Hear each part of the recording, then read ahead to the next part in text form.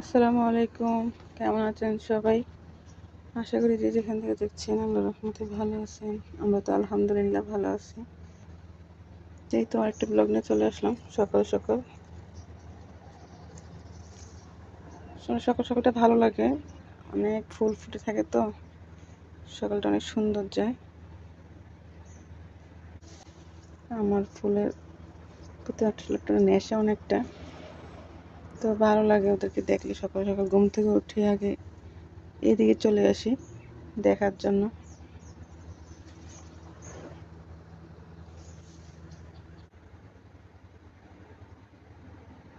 আমার টবে কিন্তু টমেটো গাছে উঠছে, টমেটো হয়েছে কিন্তু 2টা, দেখি বড় হয় কিনা। তারপর মিষ্টি কুমড়া গাছও কিন্তু উঠছে, ফুল চলে আসছে। এখন রান্না করতে যাব রান্নাঘরে, তো চলুন আমার সাথেই থাকুন।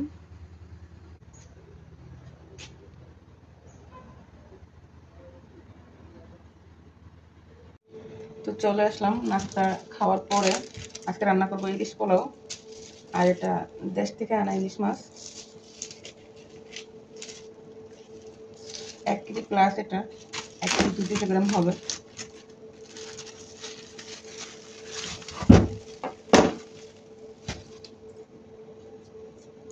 এগুলো আমি কেটে নিচ্ছি।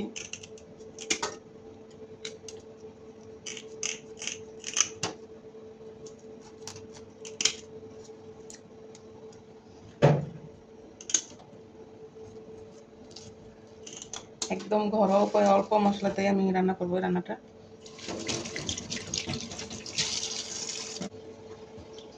এটার আঁশগুলো আমি ছড়িয়ে নিলাম, খুলে নিলাম আর কি। সবগুলো খোলা হয়ে গেছে, এখন পিস করে কেটে নেব।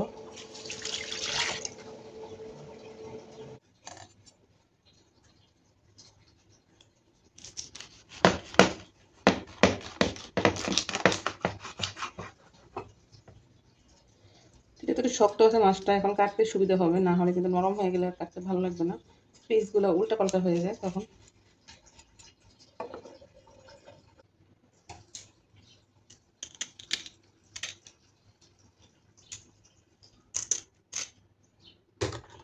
এই তো মাছটা কাটা হয়ে গেছে, আমি শুধু এই পিসগুলো দিয়ে পোলাওটা রান্না করব।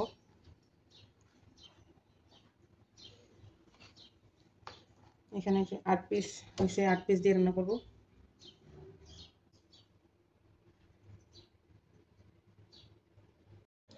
এখানে একটা মশলা রেডি করবো। এখানে কয়েকটা কাজু নিলাম, তারপর দিলাম রসুন, কয়েক টুকরা আদা, কয়েক টুকরা বলতে মানে এক টুকরা, যেটাকে মানে 1টা চামচ মতো বাটা হবে এরকম। আর দিলাম পেঁয়াজ, পেঁয়াজ দিছি একটা, এখানে 2টা কাঁচামরিচ, হাফ চা চামচ জিরা। একসাথে ব্লেন্ড করে নেবো এখন। পাটাও বেশি নিতে পারেন, সমস্যা নেই। আর জিরা বাটাটা দিলে একটু স্মেলটা সুন্দর হয়, ভালো লাগে খেতে। ঠিক আছে, এখন ব্লেন্ড করে নিচ্ছি। এই তো ব্লেন্ড করা হয়ে গেছে। চুলে একটা প্যান বসিয়ে দিলাম, দিয়ে দিচ্ছি হাফ কাপের মতো সয়াবিন তেল। তেলটা গরম হয়ে গেছে, আমি পেস্ট করে রাখাটা দিয়ে দিচ্ছি। তেলটা ফুটে উঠতেছে, আমি একটু লবণ দিয়ে দিচ্ছি। লবণ স্বাদ মতো ব্যবহার করছি।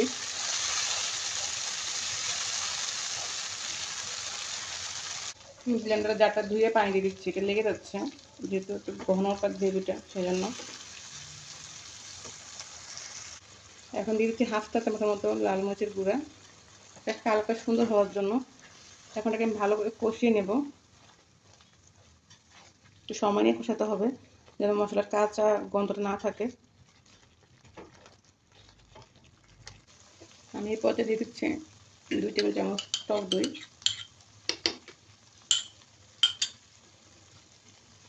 এখন ভালো করে আবার নেড়ে নেব।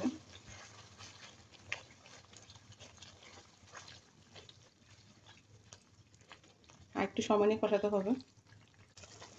মশলাটা কষানো হয়ে গেছে, আমি এখন মাছগুলো দিয়ে দেবো। আগে থেকে ধুয়ে রাখা যে মাছগুলো, এটা আমি দিয়ে দেবো।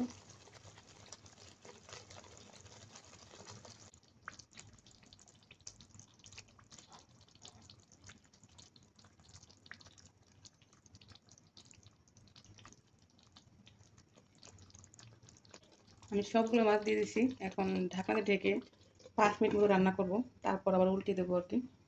তো সাথেই থাকেন। এদিকে আমি 4 কাপ চিনি গুঁড়ার চাল ভিজিয়ে রাখছি আধা ঘন্টার জন্য। এটা ভিজতে থাক।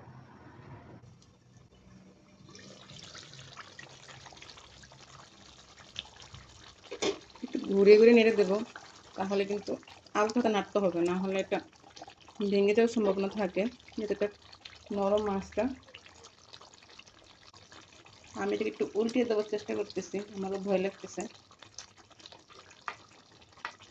না দিলেও হবে, সমস্যা নেই, হতে থাক। অনেক সুন্দর আমরা কিন্তু ফ্লেভার পাচ্ছি।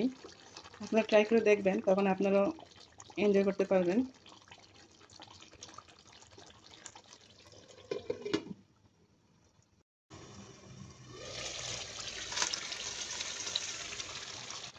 এই পর্যায়ে আমি দেবো কয়েকটা কাঁচামরিচ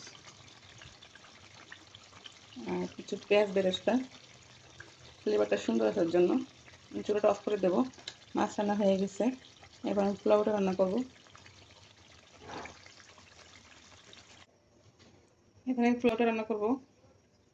তেল আমি অল্প করে দেবো, যেহেতু মাছে প্রচুর তেল আছে রান্না করছি। সেখানে দিলাম আস্তে গোটা মশলা, দিলাম কিছু পেঁয়াজ কুচি, অল্প করে দিলাম।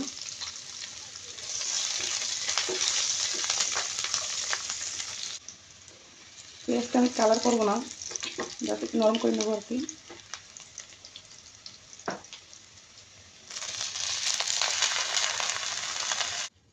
চালটা দিয়ে এখন ভালো করে ভেজে নেব। 2-3 মিনিট ভাজবো। মাছের যে মশলাটা আছে ওটা আমি এখন দিয়ে দেবো।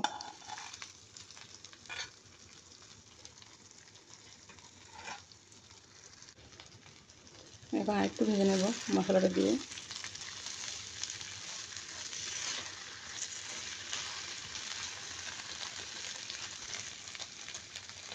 যেহেতু আমি 4 কাপ চাল নিয়েছি, 8 কাপ পানি দিয়ে দেবো। পানিটা আমি গরম করে নিচ্ছি।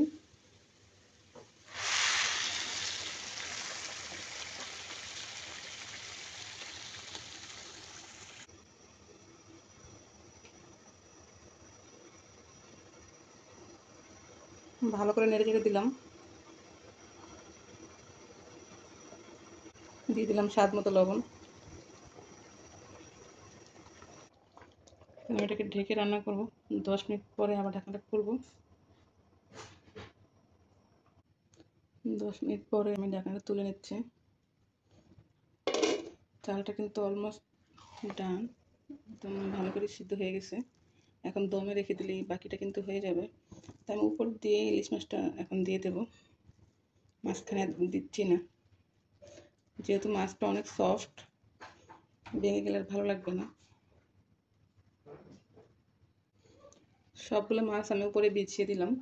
এখন কয়টা কাঁচামরিচ দেবো, সবুজ এবং লাল, বা দেখার সৌন্দর্যের জন্য। আসলে দেখতে কিন্তু ভালো লাগে, যেহেতু আমাদের পতাকার রং, আমার এটা আসলে অনেক সুন্দর লাগে।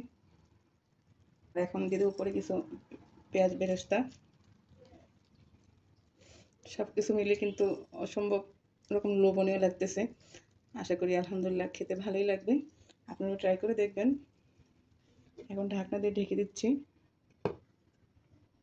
ঢাকনার যে ছিদ্রটা আছে ওটা আমি বন্ধ করে দেবো একদম। তো এভাবে আমি 10 মিনিট দমে রেখে দেবো। তো এই তো আমার ইলিশ পোলাও হয়ে গেছে রান্না। এখন আমি এটাকে সার্ভ করবো।